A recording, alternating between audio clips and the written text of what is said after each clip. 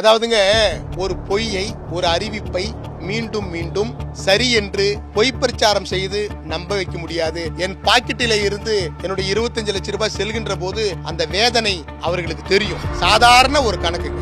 என்கிட்ட நீங்க புடிச்சுக்கிட்டு அதுல வரக்கூடிய வட்டியை கொடுக்கறாங்க. இதுல என்னங்க கணக்கு இருக்கு? இது ஒரு ஓய்வூதியமாங்க? நாங்க அதை தான் கேட்டோமா? பழைய ஓய்வூதியத்தை 2 லட்சம் பேருக்கு நீங்க அப்படிதான் கொடுத்துட்டு இருக்கீங்களா? இப்ப வேலை செய்யறாங்க. இப்ப 2 லட்சம் பேர் வேலை செய்துட்டு இருக்காங்க. பழைய ஓய்வூதிய திட்டத்தில் நீங்க அப்படிதான் கொடுத்துட்டு இருக்கீங்களான்னு நான் கேட்கிறேன். அப்ப 8 லட்சம் பேர் இன்னைக்கு வேலை செய்து கொண்டிருக்கிறோம் சிபிஎஸ்ல. எங்களுக்கு நீங்க எப்படி கொடுக்கணும்? சிபிஎஸ் விட மேலானதை ஒன்று நீங்க ஆர்கனைஸ் பண்ணிட்டு இருக்கணும். ஒண்ணே நீங்க ஓபிஎஸ் கொடுத்துருக்கணும், அல்லது சிபிஎஸ் விட மேலானது கொடுக்கணும். ஓபிஎஸ் விட ஒஸ்ட், சிபிஎஸ் விட மிக மிக ஒஸ்ட். இருக்கிற காசையும் பிடித்து கொண்டு நீங்கள் வீட்டுக்கு செல்லுங்கள். நீங்கள் இறந்து விட்ட பிறகு உங்க ஒய்ஃபு கொடுக்குறோம்னு சொல்றீங்களே, அந்த காசை நான் வங்கியிலே போட்டு என்னால் வட்டி வாங்க கூட முடியாதா? அரசு போட்டாதான் அதுக்கு வட்டி கொடுப்பாங்களா? ஊழியர்கள் போட்டா கொடுக்க மாட்டாங்களா? எங்க நாங்க கேட்டது ஒண்ணு, இருக்கிறதே நீங்க புடிங்கிட்டீங்களேங்க.